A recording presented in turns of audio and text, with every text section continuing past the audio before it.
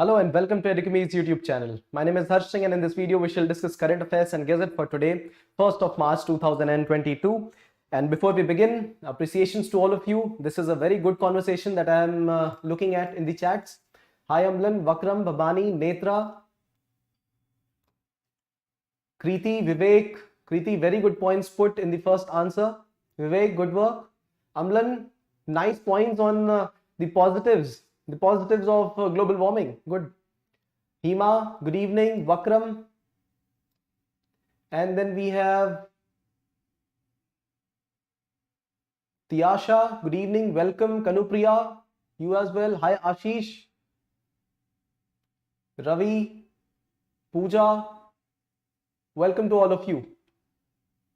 Great conversation. Thank you for this. And let's begin this discussion right now. The discussion, the two answers that you have posted on, one is around positives for India, learnings for India from the Ukraine and Russia war. That we will discuss in the feature news for today. And the other answer we will understand in the climate change report itself today itself. Right. So let's get going with the conversation. All right.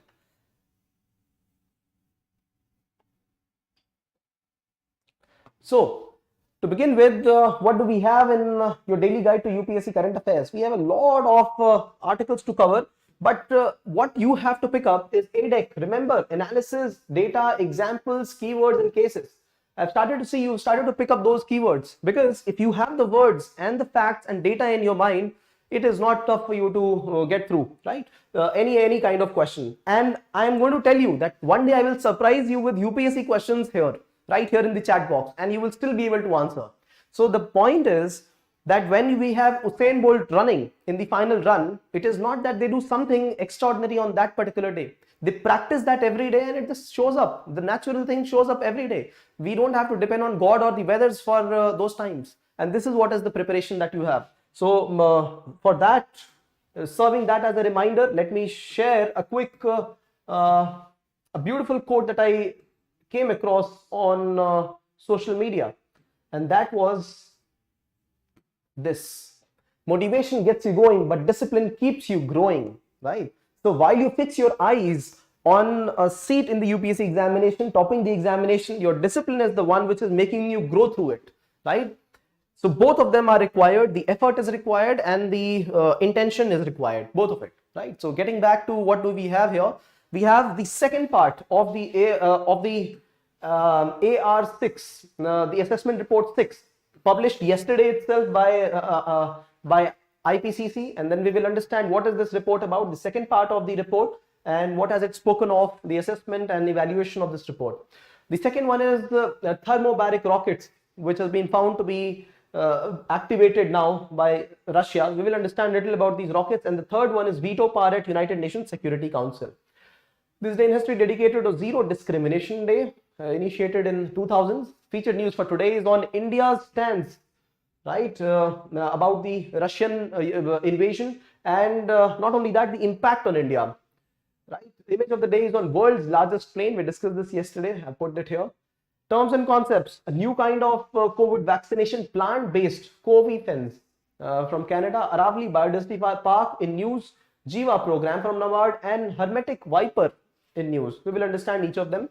Three editorials that we have for today are: one on a judgment passed by the High Court in Mumbai on defection, seems to be flawed, right? And the second one is on STEM courses in India and abroad being offered. And the third one is coastal city resilience. See, many of the editorials that come up in the news that are related to what is happening around or what are the important days. For example, the STEM is based on the National Science Day.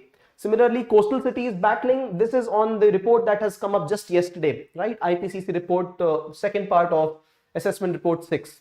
Today's case study is on a lady who is doing her best to ensure her kids get the best. All right. So determination.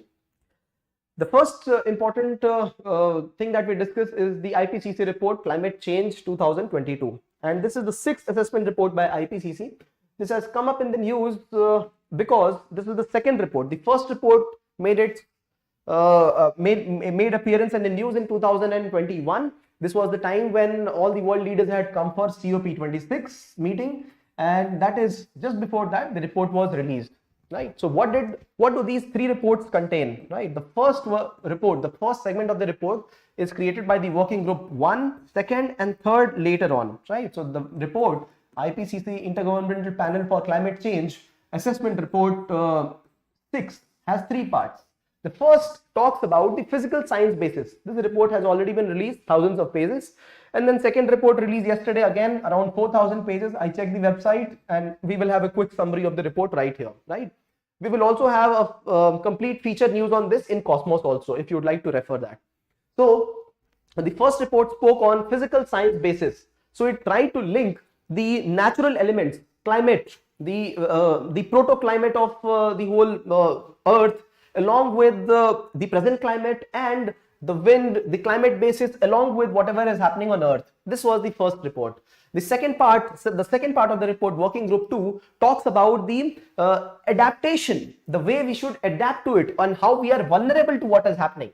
And the third part of the report, which will further get released, will speak about mitigation from climate change. And all these 3 reports will be merged and an analytical report, synthetic report will be also created, right? So these are 3 reports. Along with that, there is something called as TFI, Task Force on National Greenhouse Gas Inventories. This is also working alongside. What they are doing is understanding the quantification of the greenhouse gas releases, quantifying it so that we are able to understand what is the adaptation level, what should be the mitigation level, right? So there are different strategies around climate change. One strategy is to say that it doesn't happen. We are not inducing it, it is natural. So one of them is not agreeing that it is happening. This is one of the strategies. It was actually adopted by many countries before 2015, but then they came in back under the the Paris Treaty. USA was one of the countries which was defying the common sense that humans are causing this problem, but then they came back again, right, under the treaties. Now this is one. The second is acceptance that yes, it is happening because of us, but then there are different ways to deal with it, right? There are quite a few ways. One way is to ensure that mitigation happens, right? We will not do any kind of harm to environment. The other one is adaptation. Along with adaptation comes resilience, right? And then there are grassroots based activities, right? So let us understand that the first one, mitigation strategies, they are law based, largely law based, right? Penalty based. The countries will be penalized or the industries will be penalized. This is not working largely because mitigation and penalty based, this is not working for the countries. This is not working intra-country itself. People are not paying. There is bureaucracy and then a lot of resistance to change. On the other hand, there is something called as adaptation and having resilience. So adaptation is adapting ourselves or making ourselves such that we are able to withstand this kind of climate change, building climate resistant varieties of crops, having those systems in place which can regenerate water availability to us, right? Ensuring that in some ways, the sun rays do not reach us. For example, mulching itself. There are many other ways. We will discuss that in the article. And along with that, making ourselves more resilient to it, right? In one way or the other. Examples of resilience is, for example, having green building code itself being implemented, right? Resilient buildings being implemented. And along with this comes grassroots empowerment, right? So the world largely now is focusing, when we look at climate laws and the focus is towards second and third. And this is what the second report also speaks of, how to adapt to it. And mitigation of climate change also will be spoken of in the third report, right? So these are the 3 working groups. The second working group report has come up. And we will quickly understand what is the impact on India, what is the impact on the whole world. What are the keywords here? First of all, I remember from assessment report 1, working group 1, it spoke of, before that only, they spoke of code red. Do you remember this word, code red? You must use this. They spoke of another important word that was a tipping point. There is a tipping point, right? And after that, see, what is the tipping point? When we climb a mountain, the pinnacle of the mountain or the summit is the tipping point, because after this, if there was a boulder here, it would come on this side, and at the tipping point the boulder would go on the other side, and it would be an irreversible change. This is what the tipping point speaks of, irreversible change. That is the word to be used. irreversible changes and of drastic effects that will also get formed. Tipping point that they say is 1.5 degree to maximum 2 degree rise in temperature of the earth since the pre-industrial revolution levels, and we have ironically we have reached 1.1 degree Celsius rise of temperature already. So point that has been mentioned is that in no way we are going to control ourselves to 1.5 to 2 degrees. There will be a tipping point. There will be a tipping point, and then there will be irreversible changes. If this is what the report says now, that if the increase in temperature by the end of the century is limited, then there will be few number of varieties of species which will be impacted. But in case there is more climate change, more temperature change, then there will be more impact, right? So what are those data? The data is such that they say 1.5 degrees Celsius vulnerability will be maximum for 14% species. They will be having a high risk of extinction. But on the other hand, if there is a 3 degrees Celsius rise of temperature by the end of the century, then we will have 30% of species which will be on the vulnerability, at the vulnerability of extinction. Imagine. So what will be the level of IUCN's red list? What will be the level of number of species in that? UPSC वालों के लिए तो it will become very tough now for studying, but this is the kind of impact that we are seeing. And the report also says that what we had expected, the harm is going to be far more than that. This is what will be calculated by this particular organization, Task Force on National Greenhouse Gas Inventories. What we are saying right now, the impact is far more than this. And if you remember, we had spoken of, we had covered complete three feature news on production gap report. And then there were two more reports along with that we had treated, right? We had shared supply gap, production gap, and adaptation gap, right? So all these reports are in the featured news with Edukemy on YouTube. Just type production gap, Edukemy, you will find the video. And then we have adaptation gap also, supply gap report also. Each of the report have got the same graph.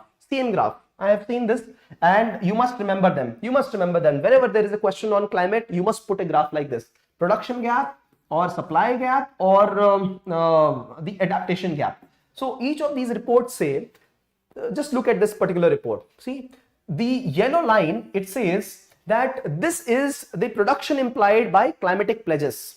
This is the production that the countries say that they will have in case of climate pledges, right? Right. This is what the countries have declared they will have. Now, this is the current level. The red is the current level where they are actually having right now production, and this is the future. So they are implementing lesser than what they have mentioned.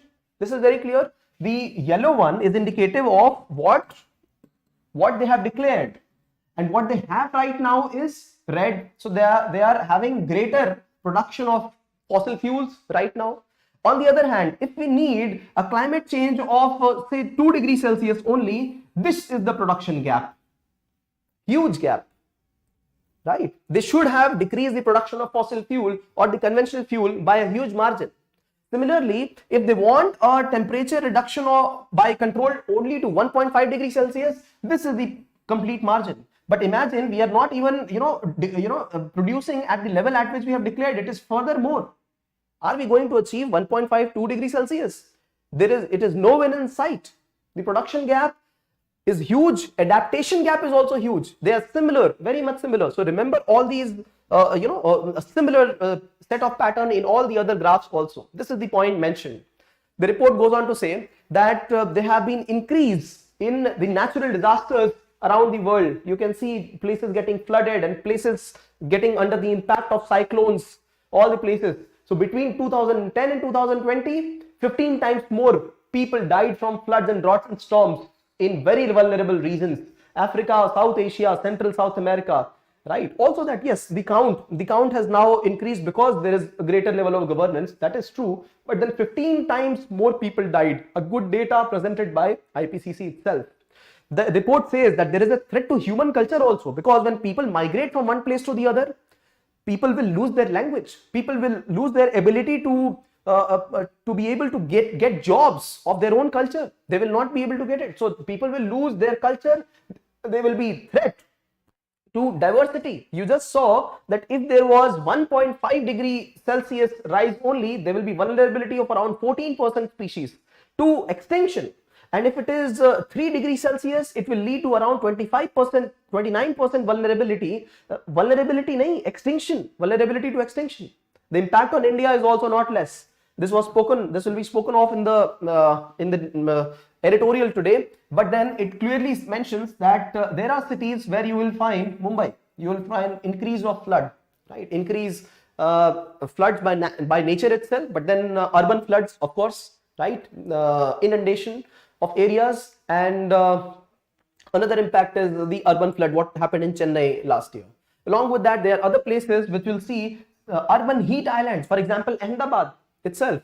Several cities which will be impacted because of heat and humidity, both of them, heat and humidity both. So this is not only this, the urban side is more prone to these kind of disasters because there is a denser population going to live there. In fact, the population going to live in urban areas will be close to 50% of India's population. So the impact will be highly felt in the coming decades. The report also says that there is some time, only a small margin left with us, but that margin is also, and if at all we go up to 1.5 degree temperature rise, and if it reverses back and decreases the effective temperature of the earth, that is still fine. But then possibly it is not going to have, it is only creating hope for us to act. So this action is not only by countries, this action is not only by intergovernmental agencies, not only by NGOs, but it has to come to the grassroots level. You and I will have to ensure that we do not use or we do not promote those kind of products which are which have unsustainable future, right? Or which are sensitive to our environment, right? They've also spoken about vulnerable biodiversity hotspots. See, this report is a 4,000 page report. This is a part of the report that we had discussed in the previous times last year, because this report has come as a part of that report, and the third part will also come up. So what you need to do is not get worried, include this segment in that particular report. If you have not covered, no problem, you start off right now, and slowly and steadily that report also will be highlighted. If you remember the keywords that I spoke, do remember them, right? For example, the code red for humanity, and then tipping point, all those are very important things, right? Now, there's one important thing that the report also spoke of, and that is the cascading effect of the climate hazard. Cascading effect, right, on culture, on economy, on interactions with people. Adaptation gaps, have a look, right? Adaptation gaps are there very much, and the same graph has to be shown right there, right? So this is very important, and they also said that there are some techniques for resilience that we are developing. They're not very good. For example, some kind of resilience which are to be avoided are those technologies which are not sustainable. Yes, backfiring of some of the technologies. They could be examples of sun's rays. If you're deflecting sun's rays at a larger scale, it might have its own impact. So do not use technologies like this, or removing carbon dioxide from the air, because it spoils the whole system, right? So this is what they say, because there will be an energy intensivity, there will be deployment of workforces for this also, and this is not sustainable, right? So resilience should be in different ways. All right. Okay, so what about South Asia? As they very clearly mentioned, this image is for the second snapshot, second update. So for India, they say that India and Pakistan in South Asia are the most vulnerable. South Asia itself is one of the most vulnerable places. See, these economies are agricultural based, and not only agriculture based, they are based on they're not even irrigated fully. 50% of India is not irrigated, right? So we need to have better preservation, insurance of agriculture, the presence of assured irrigation, all of them become very important keys. But since not present, and also the future being grave and productivity challenges again, see, that is why we speak of precision agriculture, digital agriculture, mechanization of agriculture, each of them, right? So we are going to get impacted because of this. Many people living along the coast, right? As I mentioned, 25% of India's population living in 100 kilometers, within 100 kilometers of coastline areas, they will be hit very much, right? And they also speak of an important concept called as wet bulb temperature. Wet bulb temperature. So what is it? See, let me explain to you wet bulb temperature first, and then get on to the data about it. This is a thermometer. Now, there are two ways in which temperature could be recorded around that particular place. One is the dry bulb, dry bulb thermometer. So thermometer remains same, but just that the bulb of the thermometer is dry right now. So it will be able to record a particular temperature. Suppose the temperature is 35 degrees Celsius. This is dry bulb, right? Normal air, whatever is present, ambient air, whatever is there in the surrounding, that is a dry bulb. What happens in wet bulb is that the bulb is dipped in a cotton soaked in water, right? So it will have humidity content right here, right? And there will also be surrounding temperature, right? Surrounding humidity as well. There will be air temperature as well, whatever it is, right? These are some parameters. They also help in seeing how much rise or fall in temperature will happen. Allow me to explain. This is the wet bulb thermometer that we are speaking of. So what happens here is that if the bulb is wet, right, what it will do is that it will ensure that the temperature at the bulb, it does not rise to that limits. Why?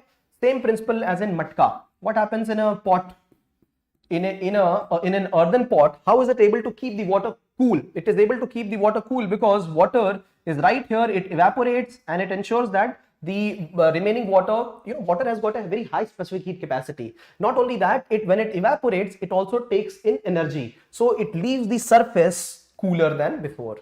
So because of this, because of the wet bulb, the rise in temperature will not be 35 degrees Celsius, which was in dry conditions. It will be lesser because this water will ensure, the humid water will ensure that it makes the place cooler. So suppose the rise in temperature will be only 30 degrees Celsius. This is wet bulb thermometer. Now what happens is that I hope that you are following and understanding this. Now suppose if the surrounding humidity is high, then the action of this wet bulb thermometer will not be huge, because if suppose the relative humidity is 100%, the humidity offered by this and the surrounding air is same, then the temperature rise will still be there. In case this specific thermometer is able to create some cooling effect, that will happen if the relative humidity in the surrounding is less, right? If it is able to create, the temperature rise will be, the temperature drop will be high, right? So point being that the wet bulb temperature is indicative of the real conditions, right? Or it also accounts for the humidity present in the atmosphere, and it is able to gauge what is the effect on humans. Now these days wet bulb temperature goes as high as 31 degrees Celsius, but in these predicted times it could go as high as 35 degrees Celsius as well. So this is a very, very concerning thing, and so this is what the article mentions here. All right. So impact on India, impact on the whole world, right? Largely this is what the article presents. All right. Vulnerability of culture, of economy, of biotic systems, and resilience, the ways in which we are trying that, what is working, what is not working. Have a look. To be able to prepare an answer, the content is enough already. All right. So let me see what are the comments here. So should we make notes for current affairs? Oh yes, Yuvraj, welcome. Yeah, people are making notes here, Yuvraj. Everybody is. In fact, that's what they tell me that they do, right? But then they actually do, because it reflects in the answers that they have put here, Yuvraj. So yes, making notes for current affairs is very, very significant, very, very significant. We will also share how to make notes. A deck, what I've been speaking of, that is about making notes only. Netra says emission gap, adaptation gap, and production gap. Look at that. Netra was a part of it. Vivek says to curb zone depletion, shift to hydrofluorocarbons in 1990s, but it backfired. Yes, it backfired, and that is why changes were made. No, that is why changes in Montreal Protocol were made, right? Kigali. And we've covered that as well in feature news. Be a part of it, buddies. Be a part of it. We will cover it all for you. You don't have to go anywhere and look at any notes. You have to prepare on your own notes, and it's all here, and it reflects in your answers now, right? And you will surprise yourself one day. Not one day, maybe tomorrow itself. I will put a UPSC question, 5 points, and then you will see how it shows up in your answers. Sparkling answers. Great effort. The update here is on Thermobaric rockets. All right, one of the deadliest rockets after nuclear attacks. These are the kind of rockets that one should remain aloof from, but Russia has them, and Russia is also activating these kind of rockets. And remember, have a look at my hairstyle. So probably, somebody from Putin's forces has seen this, and either they want me conscripted in the Russian forces.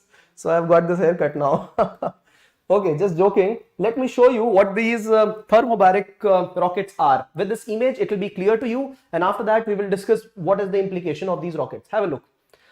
Now, these rockets are firing at a very, very impactful pace.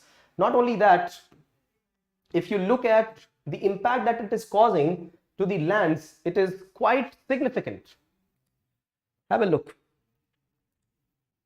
50s or hundreds of these rockets are placed on T-72 tanks. T-72 tanks, India has also imported them, and these rockets fire these weapons at a very, very fast pace. These rockets have been used multiple times by Russia already against in Syria and in Chechnya province. Have a look at the pace at which they destruct.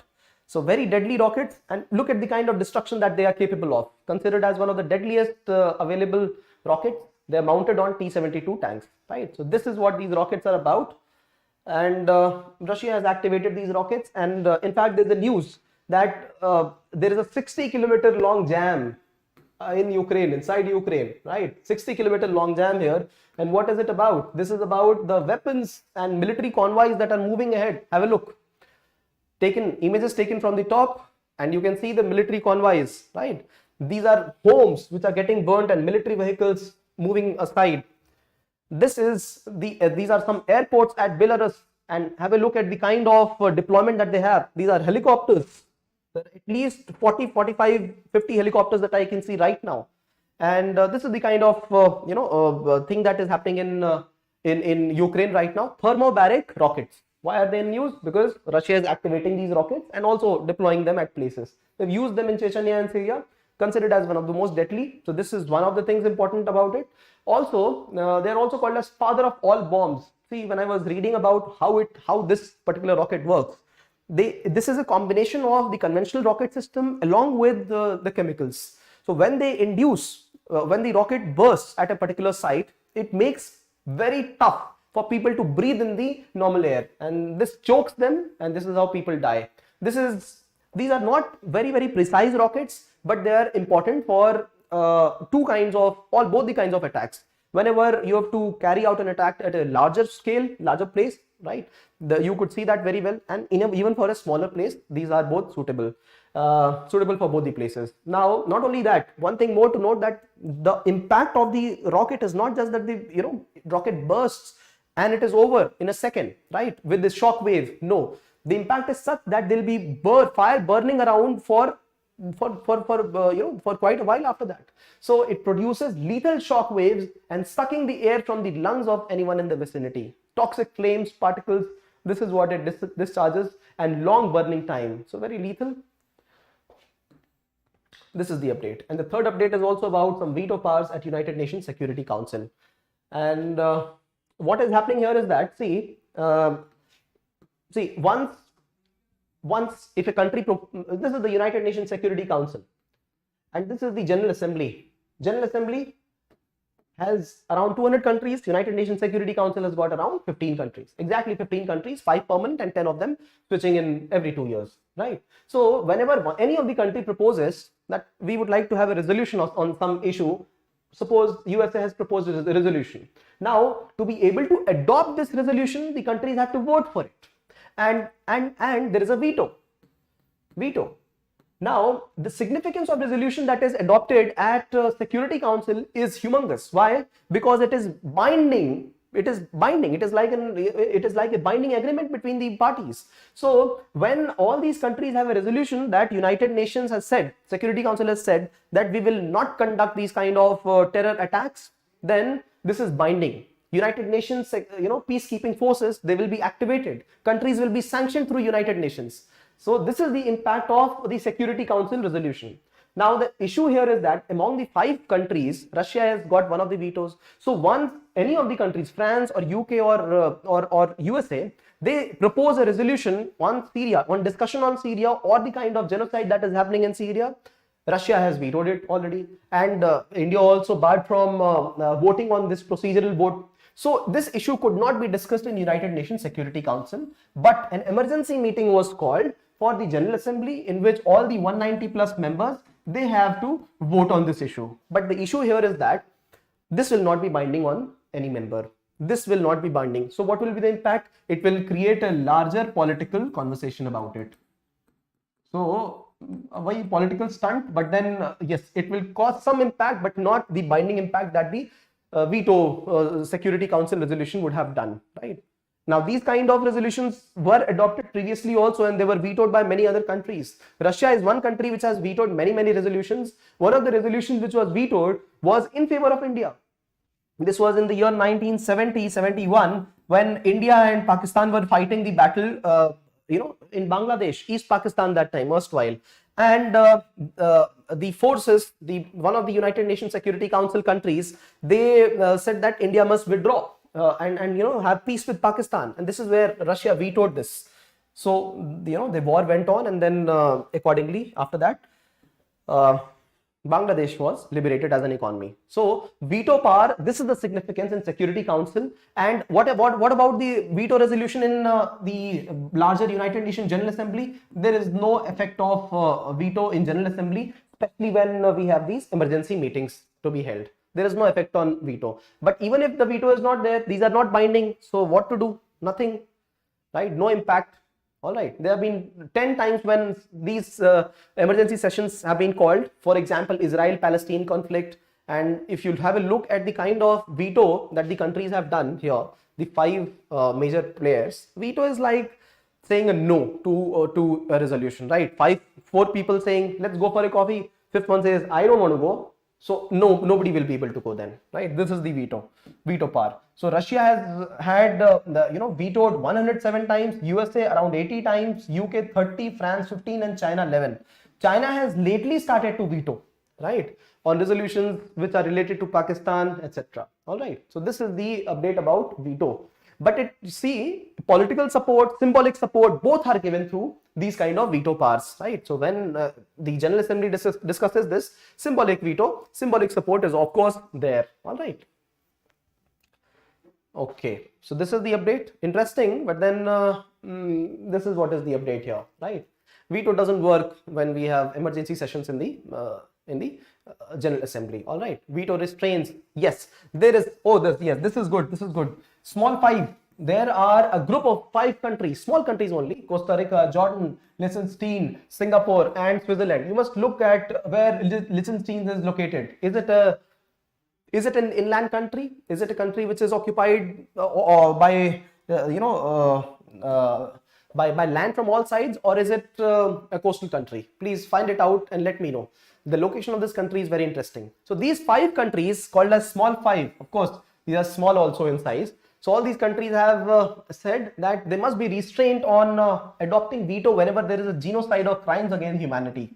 If you see that one of the sides is overpowering, we saw that how Russia is an aggressor, how Ukraine is the one which is suffering and nobody is coming to rescue. So in this case, this is just like a genocide. This is like crimes against humanity. So in these kind of cases, or Sri Lanka, or what is happening in Myanmar, or what is happening in Syria, many of these are one-sided battles. What is happening in Yemen?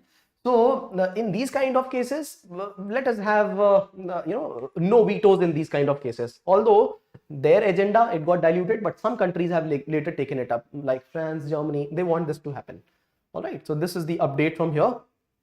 This day in history dedicated to Zero Discrimination Day, March 1, 2014. This day got initiated, and zero discrimination against any group. So largely picked up by the 3rd gender, 4th gender community. And a butterfly is a symbol here. Butterfly is a symbol of creating equity towards all the kind of people. Now this is where I want to share one quick update with you.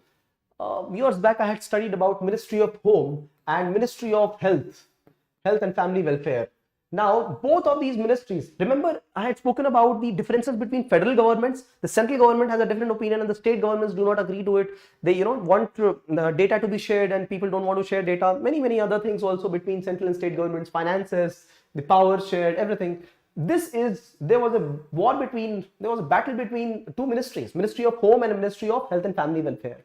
Now, on one hand, when there was a lawful discrimination against the LGBTQ community, third gender, fourth gender, right, under IPC 377, right. This was the time when Ministry of Home would be using IPC 377 to penalize these people. So there would be truck drivers, there would be sex workers, there would be people in informal ways, and they would be exploited by police. Somebody would take finances, money, corruption, and somebody would be locked up inside. Random people would be locked up, right? So this is how Ministry of Home would be operating, right? There was reports. These are alleged reports. All I am saying is alleged reports.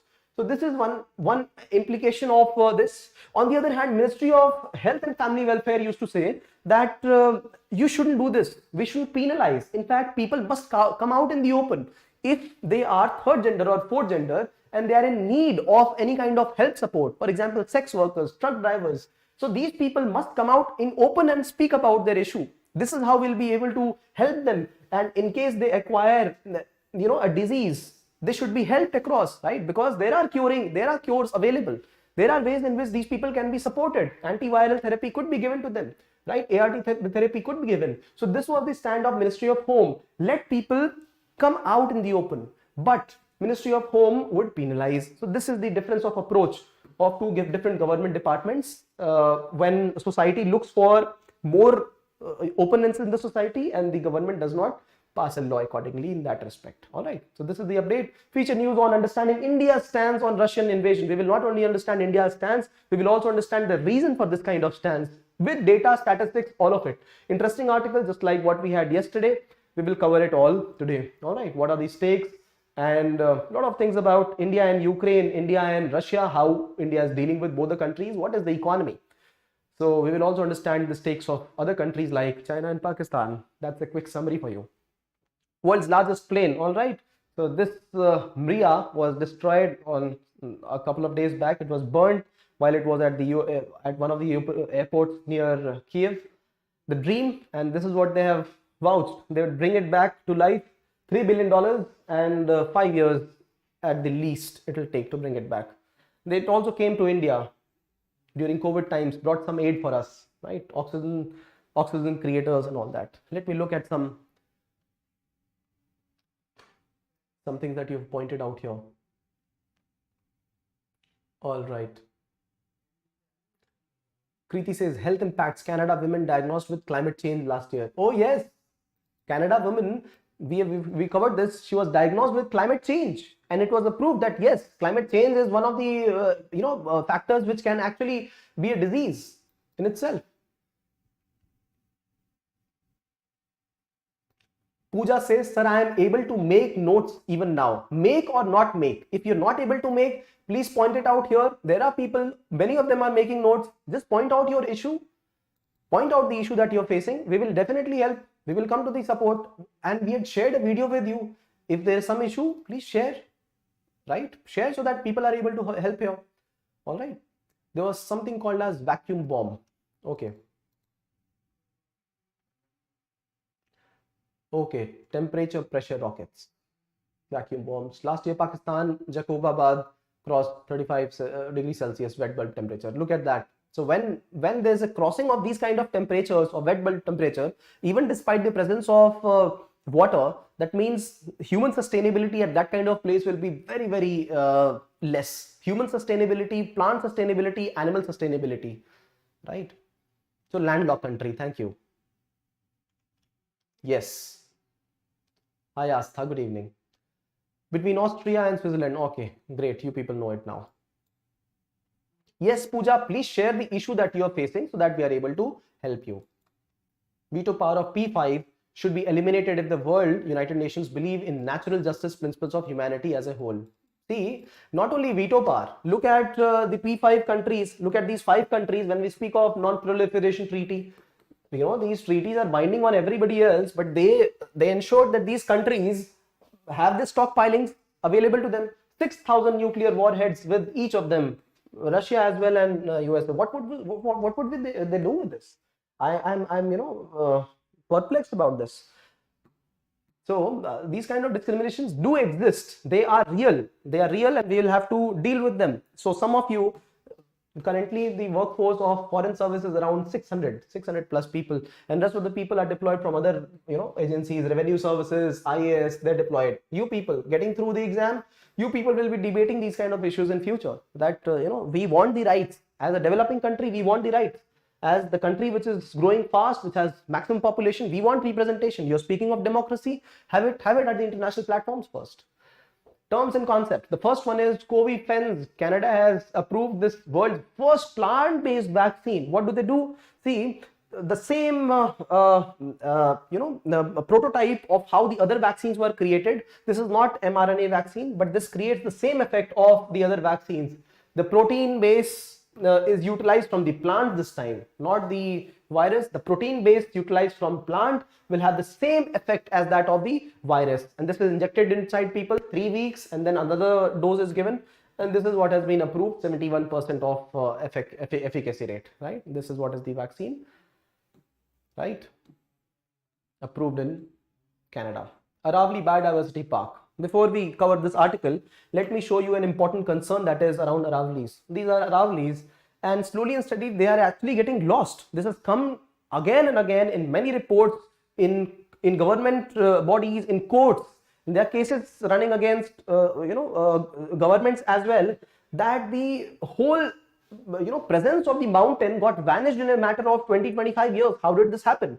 This happened because of the various processes like stone cutting, like taking out of minerals from these Aravalli belts, especially around Rajasthan, Haryana and Delhi, right? Aravalli, this is the fragmented end. And now what is in news is that Aravalli Biodiversity Park in Gurugram, this has gotten a recent acknowledgement from IUCN, right? Area based conservation measures. This is a tag given by IUCN. This is not that it is giving some finances, funds, but just that it is highlighting the kind of rich biodiversity and the regeneration that the place has received in the last few years, right? So this is in Gurugram, and this place has rich biodiversity, flora, fauna, bird species, natural animal species, reptiles. They are present in a huge number, and the whole place has grown. The nearby areas have grown as an urban hotspot, but then this area was still preserved, and then there was forest growing. See, have a look at the past and now, and they have ensured that reptiles are back, birds are back, they're all chirping. This is how this has received an acknowledgement in the world green map, right? So under OECM, other effective area based conservation measures, IUCN recognition. So this is a good case study. This is another important thing. This place is an important place for water recharge facilities, natural water recharge facilities, and the whole city is able to utilize this water, right? So this is an important groundwater recharge place for the whole city. Okay. Of course, one of the oldest mountain ranges around the whole world. Okay, JIVA program by NABARD. Now this program ensures that funds are given. 50,000 rupees for 1 acre of land is given, and across 11 states they are trying to promote a specific type of farming, agroeconomic farming, right? So economizing the farms, looking at sustainability in the long run of the farms, promoting natural farming. So funds have been given, and NABARD is the financer of the financiers, right? So NABARD at top, and then giving it to various banks, agricultural banks or rural banks, and they will be disbursing the funds to the people where the pilot project will be happening. Right now pilot project only at 11 states, and then when it succeeds, then it will be given to more people. So natural farming, of course, being practiced only at experimentation levels that are ecologically fragile and rain-fed areas. See, so where there is less water presence, then they will give these varieties like pulses, oil seeds, dry land cropping, right? If you remember, they will provide the millets, bajra at those places, bajra, jowar and ragi at those specific places. Similarly, if the area is prone to flood, or if the area is prone to those varieties which are flood resistant, they will be grown there. So this is how the whole treatment will happen at a holistic level, natural farming. Remember this program called as JIVA program of NABARD. Hermetic Wiper. Hermetic Wiper might look as you know, the VIPER, viper, the reptile, one of the deadliest snakes present in the world. But no, this hermetic viper is a malware. It is a malware. Contrary to what it was understood as a ransomware. This is a malware.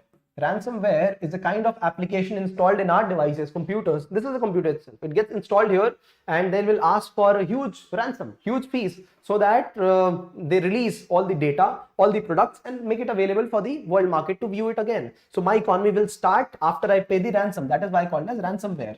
These kind of devices, you know, these kind of softwares get installed by mistake. If we click somewhere, there's some which get installed even when we don't know we are, you know, it has on our application. Then there's something called as spyware. They keep spying what we do, right? We don't even know, and the camera is switched on, the audio is switched on, applications are running to record whatever is happening or getting displayed. They might even take data. So spyware, ransomware, and malware. Now this is a malware, and it has been used by Russia against Ukraine right now. And this malware, what it does is that it does DDoS, distributed denial of service, right? If you remember, IRCTC also would be attacked multiple times with denial of service. Whenever at 9:15 you would log in, previously, at 9:15 you log into IRCTC website and then you try to book a ticket, it will never happen. Right? Bhagwan ji mil jayenge. We will get the presence of God in our lives, but we will not be able to book a ticket through IRCTC. This is the experience, harrowed experience. Why is it so? Is because IRCTC and many other places would go through denial of services. The whole traffic, internet traffic would get jammed. Why? Because through these kind of malware, the server will receive many fake requests. Tell me the time of this train, tell me the time of departure, tell me the price of it. And because of this, the actual user will not be able to get the services. That is why it is called as denial of service. Many of the government departments have faced this hermetic viper attack in Ukraine in the last couple of months. This happened before the war started. It was detected later that Russia had already prepared for this war, right? And if you know, the premier of Russia had traveled to India last year itself.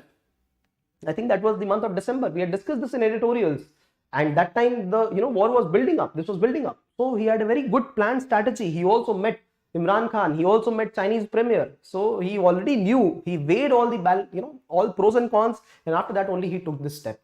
So point being, we will discuss the impact of it on India. Right now, hermetic viper, right? So this is the kind of hybrid war. Russia had already warned. It said that we will have military and techno measures. See the techno measures now. So what has Ukraine done? Ukraine has also said, all the hackers, informal hackers group, you come and you try to help us get through this situation. Because when government departments are not able to serve people through information technology or giving them services, then the governance is of no use. Then it is only a military government, right? State. So now see, hackers, they're seeking the support of hackers only. So here is the ethical challenge for you. Right? Should we use the services of hackers during the time of emergency, or should we still be, from the Gandhian perspective, virtuous in our ideological approaches? Right? We will never seek the support of a murderer. We will never call, the support of a person who has committed bad activities and ask their help during times of troubles. Right? Ethical challenge for a civil servant. But Ukraine doing it all, whatever to preserve its own autonomy and independence. A judgment that could open floodgates to defections. Now this editorial talks about the 10th schedule of the Constitution, which speaks about anti-defection. Right? The intent schedule is written in what are the cases where the parliamentarians or the members of legislative assembly, those people who are the legislator, in those cases, what should be the times when these people should not be disqualified in case they change their parties. See, suppose I am an ex-party loyalist right now and I contested elections and I won the elections, right? The elections could have been won because of my stature, my name. The elections could have also been won because of party symbol. So I have to have some allegiance towards the party. And this is the reason that whips are introduced. I hope you know what is a whip. Whips are introduced, mandatory presence of the member of parliament or presence of that assembly, and they have to vote in favor of that particular party. Whips are called for at times, right? Now, in case I was selected from X party and now I feel that I must change my party allegiance, I want to go to Y party, can I go? No, I cannot go in many regards. This has been mentioned in 10th schedule of the constitution. In case there was an original party formed, say X, and then there is a party Y, right? And X party members feel that they can go to Y party because they feel that Y party or ideology matches with their thoughts. So 2/3 of the members have to approve this. They have to do this, and along with that, this party has to get merged in the other party. Merging of the party with the other party. Now, in this case, what has happened is that in Goa, only some MLAs got, they defected from one party to the other. And Bombay High Court has said that this defection is all right. This is fine. This is under the Constitution 10th schedule. This is where the article says that probably this is a flawed judgment because the essence of a 10th schedule has not been followed. The essence was that the party X should get merged in party Y. This did not happen. So this is the crux of this particular article. All right. The second update is on democratizing STEM skills, crucial to creating a future-ready India. See, I was reading a government document, All India Survey for Higher Education. It states that 4 crore Indians at this moment are undergraduates. 4 crore. And out of 4 crore, 1 crore have chosen arts. And then we have 50 lakh students who have opted for science, second most opted, around 43 lakhs have opted for commerce, and 37 lakhs have opted for engineering. And after that, a few proportions in law, medical, all of them. So you see the proportion of technical graduates, right? Engineering graduates is 37 lakh, almost one tenth, and this is only increasing. Computer engineers only account for 10 lakhs alone. So every year we have 10 lakh graduates coming out overall. 10 lakh engineering graduates. And then we also have science graduates. See, science has overtaken commerce. Imagine that, 50 lakh students. So the number of STEM graduates is only increasing with time. This is what I want to indicate through this, right? And India has created a lot of job opportunities for STEM. For example, this digital technology is creating mathematics, demand in mathematics, demand in science fields. These fields are being created, but then the employability, the kind of skills required, those are in need. People don't have it. We need we need those kind of people. And India has a very good proportion of STEM graduates around the whole world. India contributes 32% of world's total STEM graduates. Look at that, 32%. And there is a market around the world for Indians. There is also a market for Chinese. So when my sister is working as an Indian in USA, and my friends are as well, they say that more than USA people, we have Chinese.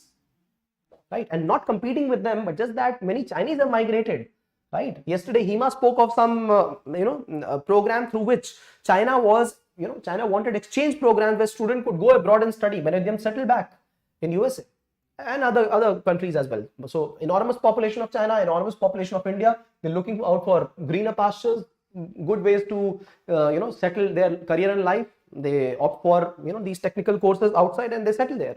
What is required is for India to have better revenues in India. When it has created these better revenues, which we see right now, all is required is that we make those students employable. We make those students more professionally adept to what is required in the country. Right? This is what this article speaks of. Right? So hybrid working and learning, phygital education. Right? Only by using technology and tech-driven learning can STEM skills be democratized. Yes. Why? Because right now it is available only to the elite. We have seen not only the discrimination between rural and urban areas, there is also a discrimination between genders, male and female. We have been discussing about male and female discrimination for quite a while now in technical education. All right. So this is what they say is required in the present times. Coastal cities can battle the climate crisis by adaptation. This editorial is on the coastal cities in India, and this is what they say. Adaptation is one important thing. This is the only way we can work around these kind of problems. Saltwater intrusions, climate changes, frequent floods, cyclones, heavy rainfall events, coastal inundations, and cascading effect of all these, right? If you look at the kind of problems that Mumbai faces, it stalls completely for a few days whenever there's a heavy rain, and it happens frequently. Every year it will happen, and every season it will happen, maybe for a couple of times. And look at the amount of spendings that the whole city has to go through. Chennai itself, both of these cities are very impacted by very much impacted by these kind of climate change, especially coastal climate change. This is where the editorial says that there are few things that must not be done, and this is reflective of the kind of mitigating changes that we are speaking of. What are the examples? For example, they say use of bioshields, geotextile tubes, flood-proofing buildings can help in mitigation. So they say that these kind of actions should help. Bioshields, what are those? Mangrove vegetation. Bioshields, they will help counter, see, when the mangrove vegetation stands tall, they will help in reducing the cyclone impact. Very easy. And they will also help in reducing the impact of the water thrusting in the ground areas, right? So this is a very good change. Geotextile tubes. What is geotextile? Geotextile bags, for example, jute bags, and put them along with sand inside it. So these kind of bags, there are case studies where these geotextile bags have created good embankments. They are natural also, so they have helped in preservation of the local ecology at coastal areas. Flood-proof buildings, flood-proofing of buildings, right? So a good example of flood-proofing is when we ensure that there is a pit created around the building itself, where the water gets filled and they are recharging potential around the building. This is a good example of it, right? So if you do this in urban areas, this is going to make the infrastructure disaster resilient. All right. So this is the update from here.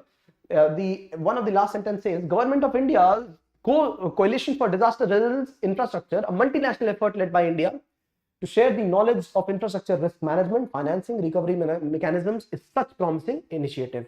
See, whenever you have questions like this, include the example of financing, climate financing, include the example of planning by the government, right? So climate resilient planning for future, national action plan for climate change, include the execution part, examples and case studies of how the government is executing this at local levels, right? So whatever Indore is doing is good here. Whatever Odisha is doing, it was Odisha where geotextile tubes have been formed along with Andhra coast as well. So these are the examples. And then look at public participation, how people are participating in this. You form this becomes a complete powerful answer for you. Examiner will know that you are the one. If there is one person to select, it is you. And if you are quite a few of you here, they'll think, yeah, they're all the same people. Inko le lo. They have received training from the same person. They're all good. They are par excellence. Fabulous, fantabulous, and marvelous. All right. So if you like this initiative, shower some love through likes, comments, and shares. Let me look at some questions.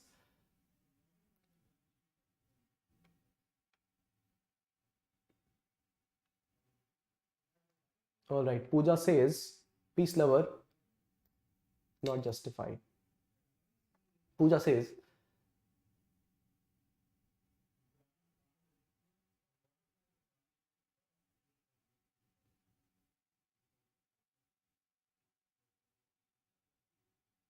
Ashish says, sir, it is written in the text that Aravalli's biodiversity park is spread across 390 acres, while the image said that it is 692 acres. Okay, so there's a discrepancy in the fact. I will get back on this. Pooja's doubt clear. Hi Rahul, welcome. How to make notes? Rahul asks. Rahul, in the comment section, I will place a quick video. Have a look at that video. That video is about how to make notes. I have recorded that video and I will share that. Can somebody share that video?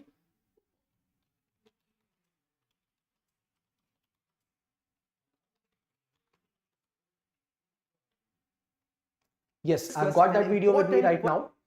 I'll share it on the link here. So Pooja and Rahul, please go through this, and then their questions, please post them here. All right. Thank you, Bhavani, for help. This case study is of a lady, right? And I would like you to look at the kind of effort people go through so that they're able to help their wards, their children. This lady was a hockey player, right? She was a hockey player from Uttar Pradesh, and she could not get ahead with her sport because of multiple issues in the family end. and she worked hard. She also learned how to drive an auto, and after that she has ensured that her son, is a hockey player. Look at the kind of efforts. Now this case study is a reminder of the kind of efforts that our whole family setup is taking for us, right? Not to build pressure on you, but just to make you remind, each of you remind, that we are all not just ourselves. We are people who are linked to our siblings, our parents, our well-wishers, our friends. And therefore, whatever action that we do, whatever things that we speak, or whatever thing that we imagine to do, that is somehow or the other related to our nearer and dear ones. This action has been showed by this lady. Look at her determination. She ensured that although she would drive an auto and give up on her career, her son doesn't do this. And that's how he is also a hockey player. So whenever you look at the kind of distracting elements that are disturbing your peace of mind, you should look at one important thing. Why did you come here? What was the reason that you started preparation for? What and why? Why did you actually begin? And if you have this trait, this provides you the inspiration. This provides you the inspiration. And the other thing that is the discipline. To be consistent, grit. There was a research conducted around the world. What is the most important attribute to become a successful human being? And it was not found that it was found that it was not intelligence. It was found that it is not emotional quotient. It was found that it is not finances. What is the word? The word is grit. The determination to carry forward during the tough times. And this is where the inspiration will help you. But along with that, if you have the external motivation of discipline, that is going to be your friend all the time. And this discipline is, we have created this structure at YouTube. This is this discipline structure. And you've seen many of you have been participating here. This will help you sail through. I did not have this, but then we have this avenue. Edukemy has provided each of us this opportunity. Let us utilize this well. Ask me the questions. Ask anything that you want us to, support yourself on. Any video on YouTube, any content, we are there for you. Right. So what else do you want? These kind of promises, they will get fulfilled if you ask, if you seek support. So through this initiative, we are trying to help you as much. All right. So Amlan has confirmed it is 390 acres. All right.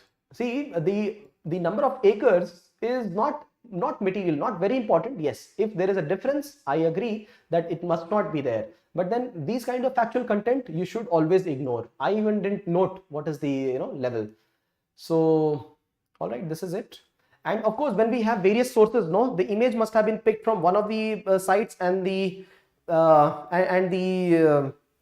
content from another website, right? So difference of understanding, I don't know how it has emerged, but ignore all this because you don't have to remember 690 acres or 890, right? If you like this initiative, share some love. We will quickly meet in the second video, featured video on impacts of Russia-Ukraine war on India and what are the ways India has looked at to respond to it. Thank you for participation. Questions, please post them down. Great. Thank you.